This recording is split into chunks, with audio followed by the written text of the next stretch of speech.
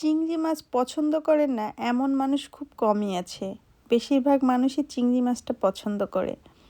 আজকে আপনাদেরকে খুবই সহজভাবে ভুনা করে দেখাচ্ছি চিংড়ি মাছ। কিভাবে খুব মজা করে চিংড়ি মাছটা ভুনা করতে পারবেন সেই রেসিপিটি আপনাদের সঙ্গে শেয়ার করছি। চিংড়ি মাছ ভুনা করার জন্য এখানে আমি কয়েকটা চিংড়ি মাছ নিয়েছি। মাছগুলোকে ভালো মতো ধুয়ে ভিতরে যে একটা নোংরা ময়লা আছে এটা আমি ফেলে দিয়েছি। চিংড়ি মাছটা একটা সাইডে থাক। এদিকে চুলায় প্যানের ভিতরে বেশ কিছুটা তেল গরম বসিয়েছি। তেলের ভিতরে দিয়ে দিচ্ছি 1 কাপ পেঁয়াজ কুচি। পেঁয়াজটাকে প্রথমে হালকা করে ভেজে নিব। পেঁয়াজটা হালকা করে ভাজা হয়ে গিয়েছে। এই পেঁয়াজের ভিতরে দিয়ে দিচ্ছি স্বাদ মতো লবণ, দিয়ে দিচ্ছি হাফ চা চামচ পরিমাণে লাল মরিচের গুঁড়া, হাফ চা চামচ পরিমাণে হলুদের গুঁড়া, আর দিয়ে দিচ্ছি কিছু কাঁচামরিচ কুচি। এখন দিয়ে দিচ্ছি একটা টমেটো কুচি, দিয়ে দিচ্ছি চিংড়ি মাছ। এখন দিয়ে দিচ্ছি 2 চিমটি পরিমাণে টেস্টিং সল্ট। টেস্টিং সল্ট দিলে চিংড়ি মাছ ভুনাটা খেতে অনেক বেশি টেস্টি হয়। এখন আমি সব কিছু নেড়েচেড়ে ভেজে নিব।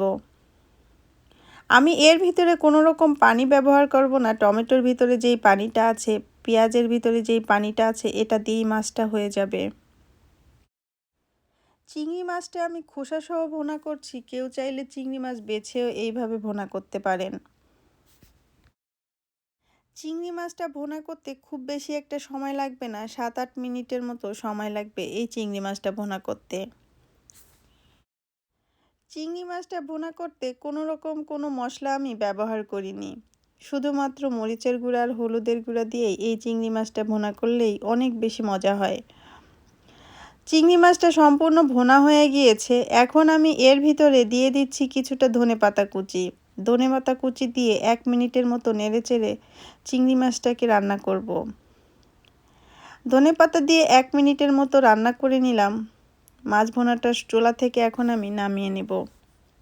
দেখেই বুঝতে পারছেন কতটা লোভনীয় হয়েছে এই মাছ ভুনাটা। আমি একটা বাটির ভিতরে এই মাছ ভুনাটা ঢেলে নিচ্ছি। আমার রেসিপিটা আপনাদের কাছে কেমন লেগেছে আমাকে কমেন্টস করে জানাতে ভুলবেন না। আমার ভিডিওটা দেখার জন্য আপনাদেরকে অসংখ্য ধন্যবাদ। আজকে এই পর্যন্ত। সবাই ভালো থাকবেন, আমার জন্য দোয়া করবেন। আল্লাহ হাফেজ।